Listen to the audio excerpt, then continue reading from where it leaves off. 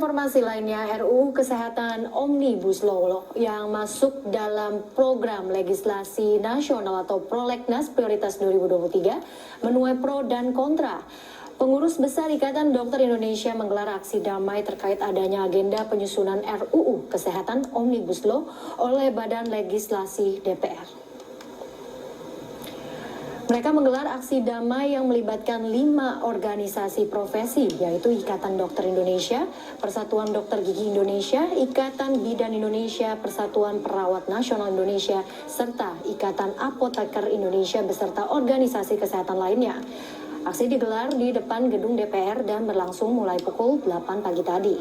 Aksi damai ini digelar seiring dengan penolakan terhadap RUU Kesehatan yang terus berdatangan dari berbagai wilayah di Indonesia.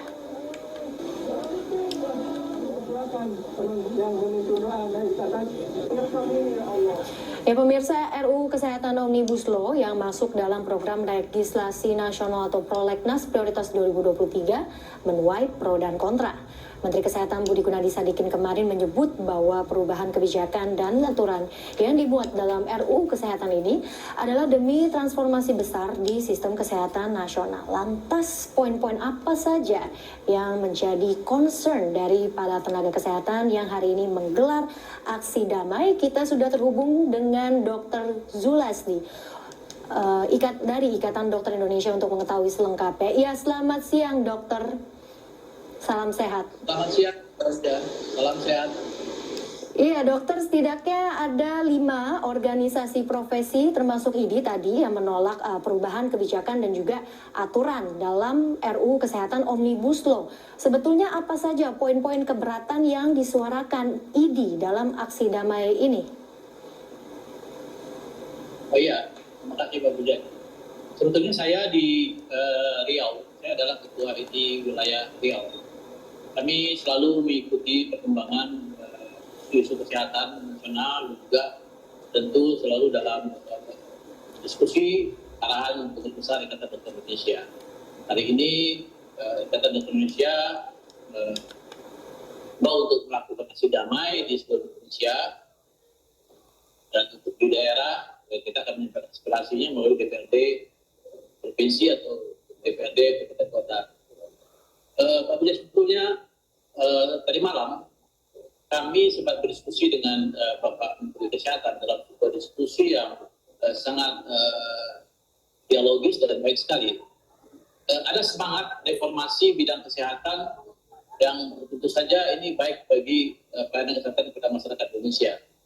Kami sangat mendukung ide-ide Pak Menteri Kesehatan tentang masalah peningkatan pelayanan primer, peningkatan pembiayaan kesehatan, pengembangan teknologi kedokteran yang maju besar, lalu tentang pemenuhan sarana-prasarana fasilitas kesehatan yang disampaikan oleh beliau. Pada dasarnya semangat reformasi ini tentu saja sama dengan kawan-kawan dokter yang hampir tiap hari membicarakan tentang masalah ini.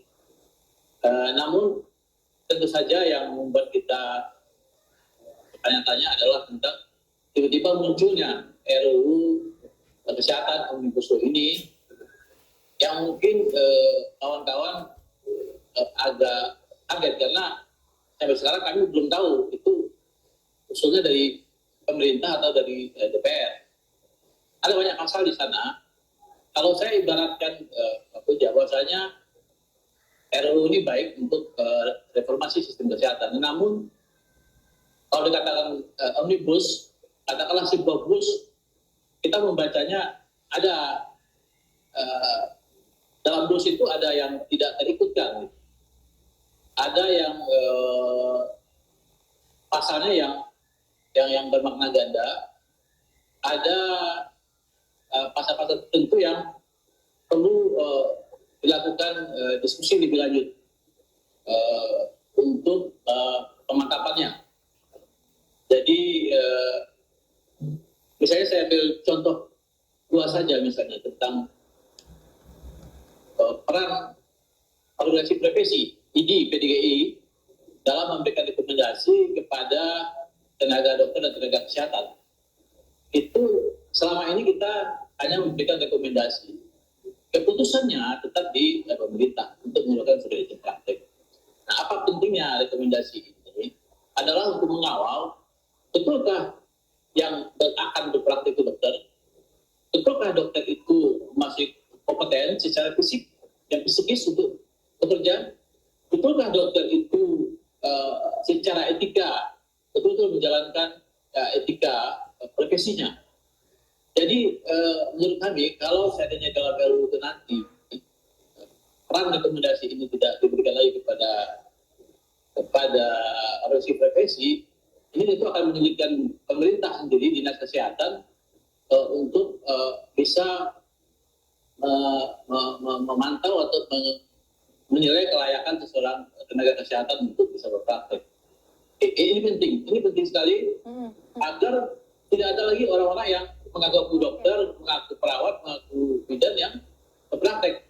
Hanya itu. Oke, baik dok. Walaupun rekomendasi ini nantinya akan tetap itu keputusannya di tangan pemerintah untuk melakukan ICP. Selama ini ICP di tangan pemerintah. Baik, tentu kita harapkan ada solusi dan juga koordinasi lebih lanjut lagi antara IID dan juga organisasi lainnya dengan Kementerian Kesehatan terkait dengan RUU Kesehatan Omnibus Law ini. Terima kasih Dr. Zulasdi dari Ikatan Dokter Indonesia. Salam sehat selalu untuk Anda.